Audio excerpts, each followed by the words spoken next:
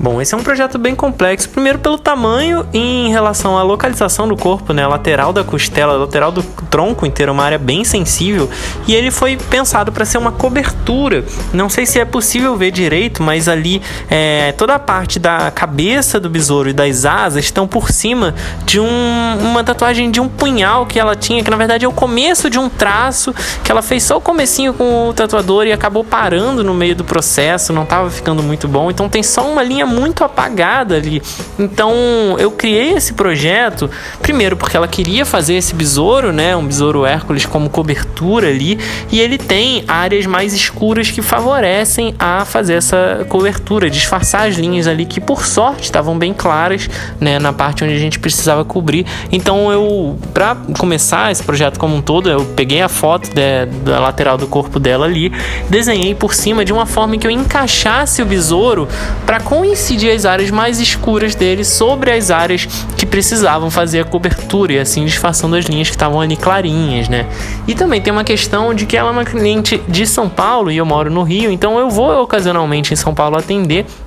E aí, nesse caso, né, é uma tatuagem que poderia ser feita em uma ou duas sessões, dependendo da resistência dela, né? Afinal, essa é uma área bastante sensível, é comum as pessoas não aguentarem tantas horas direto assim. Só que ela queria terminar em uma sessão, né? Ela tinha preferência por terminar uma sessão com relação ao tempo, com relação a ficar pronto de uma vez e não ter que esperar, né, um outro momento de retorno. E também, para mim, era mais interessante. Então, a gente estava ali na dúvida se ia ser possível, apreensivos, né? E fomos evoluindo com calma aos poucos para ir sentindo, e para ter mais garantias de que ela fosse aguentar, eu fiz uma estratégia que é ir evoluindo por áreas, né? Você vê que eu tracei toda essa primeira flor ali e eu já tô sombreando, em vez de fazer o que seria mais comum na maioria dos trabalhos, que é traçar todo ele para depois voltar aplicando a sombra, né? Essa maneira tradicional de fazer o traço todo primeiro, ela é mais segura, porque você não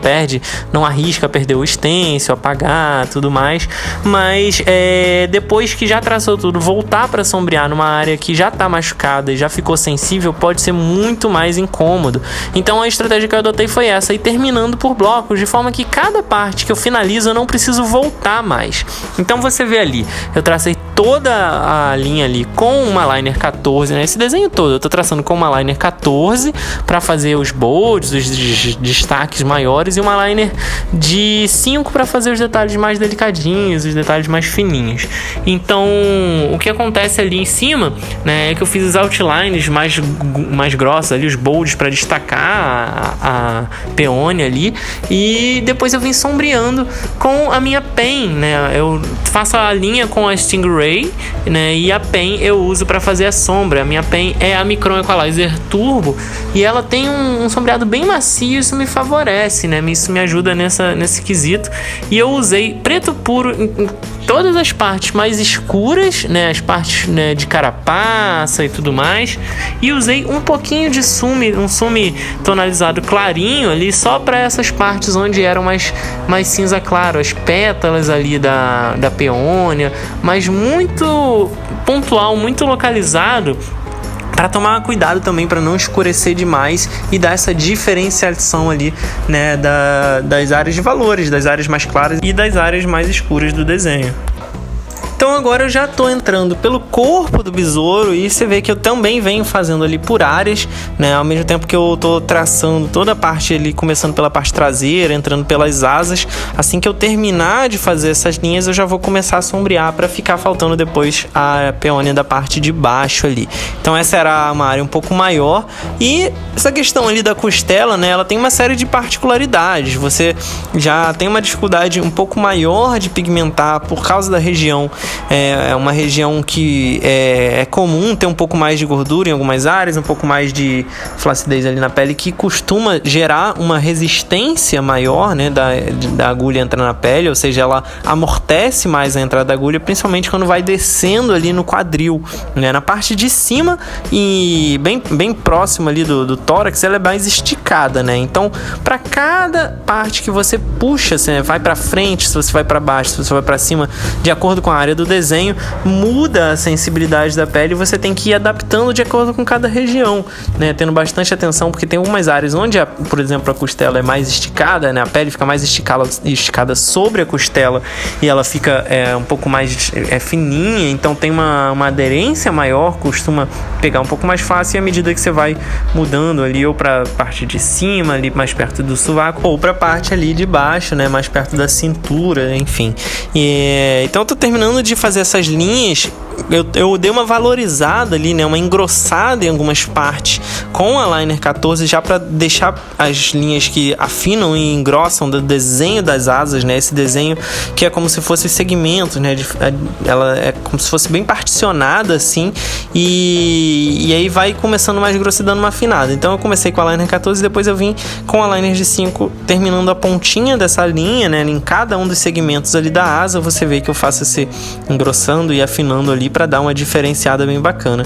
E ali, né, voltando de novo na parte da sombra, eu começo ali a evoluir no besouro. Então tem umas áreas do besouro que são bem mais escuras, que são a carapaça dele, que ela é preta e tem um reflexo, e tem que ter um cuidado bem especial para dar a impressão que essas áreas são escuras, ou seja, preencher de preto o suficiente para parecer o material que tem, e deixar áreas de brilho para dar primeiro a sensação de volume, né, explicar o formato. Você vê que a asa, por exemplo, ali, ela tem um formato meio cilíndrico, meio curvo, né, e aí eu faço umas sombras deixando uns vincos na parte interna, deixando um brilho que vai evidenciar que ela tem, né, esse formato, que dá uma curvada, mas é meio geométrico também, é como se fosse quase como um retângulo curvado. E você vê que ao fazer essa sombra ali na asa, eu dou essa impressão, né, primeiro do vinco dela, né, uma parte de lateral mais escura, a parte de cima com um brilho maior, enfim, vou marcando ali o formato da asa. E é a mesma coisa que eu faço na cabeça e toda essa parte de carapaça, ou seja, evidenciar o formato dela, que vai se moldando ali dentro do volume, né, se curvando e deixando áreas de brilho para ficar mais claro, para ficar mais evidente. Então essas áreas de brilho, elas ajudam bastante, né, para não entupir, não ficar tudo escuro, vai deixar uma leveza no desenho, ainda que ele seja preto e cinza, e com bastante áreas escuras. Você vê que ali na cabeça tem um brilho que acompanha todo o formato da pinça dele, e uns brilhos individuais em cada dentinho ali, né, da pinça. Isso ajuda bastante. A mesma coisa nas patas, em cada segmento de cada pata eu começo escuro e deixo uma área de brilho, mas eu faço questão de escurecer o suficiente para ele parecer que é uma parte do corpo escura que está com um brilho. Diferente das asas, por exemplo, e ali naquela parte das costas dele que está aberto, né, que fica exposto, são materiais mais claros. Então eu venho como o sumi claro, como eu falei, passando bem de levinho, e aí tomando cuidado para seguir o mesmo sentido, e enfim, usando uma Magnum Round 15, né, na verdade, em algumas áreas, e em outras até maior, usando uma Magnum Round 23 para fazer um esfumaçado, para poder fazer uma pigmentação mais uniforme, né, já que é uma área bem larga, e a Magnum, por ser round, já favorece, ele já ajuda a deixar ela mais esfumaçada, né, não fica tão marcado os dentes quanto a Magnum reta, por exemplo. E você vê que eu fiz um esfumaçado ao redor do besouro ali, para terminar de preencher a área, dar uma sensação de figura e fundo, de profundidade, então entre ali as patas e a cabeça, por exemplo. Só que essas áreas de sombra eu não encostei no corpo. Você vê que eu deixei uma boa área de outline, de pele, né, como se fosse uma linha branca, uma linha de pele, para não embolar, para não entupir, e explicar o que é o besouro saltando sobre o fundo, dando um recorte de silhueta ali, que ajuda a preencher, ou seja, esse cinza preenche todo o espaço de pele no fundo, criando uma peça única, uma peça mais integrada, mas não fica tão embolado, como eu falei. E aí, agora que eu terminei, né, o corpo do besouro, que é a parte mais pegada, né, mais complexa, maior ali, eu vou terminando, passando para a peônia, a última de baixo ali, no mesmo esquema que eu fiz lá de cima, as folhas mais escuras, né, para dar um contraste com o miolo, com as pétalas mais clarinhas, e aí as folhas servem como uma espécie de moldura, recortando as folhas, e evidenciam um contraste que faz com que as pétalas pareçam mais claras, pareçam brancas, né, ainda que eu faça um sombreado nelas, em comparação com cada uma das folhas que é bem escura, né, isso faz esse recorte. E você vê que as folhas eu uso esse esse vinco central dela para fazer uma brincadeira de luz ali. Então, de um lado vem a sombra, né? A sombra vem por um lado e do outro vem por outro, deixando ali, né, um brilho que alterna, né? Um brilho que chega de um lado numa ponta e do outro lado na base ali da folha, e isso dá uma sensação de volume, é uma simplificação que eu fiz que dá um resultado bem interessante para essa abordagem ali do trabalho. E aí, terminando de sombrear essa área do miolo ali, né, e cada uma das pétalas ali com uma sombra individual para gerar uma sensação de profundidade. E agora sim, fazendo os acabamentos finais para chegar na conclusão desse projeto, que foi em uma sessão de 6 horas e pouco, acho que quase 7 horas de duração. Então o cliente já comentou bem, aguentou bastante. Esse é o resultado final. Espero que você tenha curtido mais um time-lapse. Se você gostou, não esquece de dar um like no vídeo, que ajuda pra caramba, e se inscrever no canal. Se você estiver chegando agora, ativa o sininho para receber as notificações para você não perder nenhum vídeo, beleza? Muito obrigado pela audiência. Até a próxima. Valeu!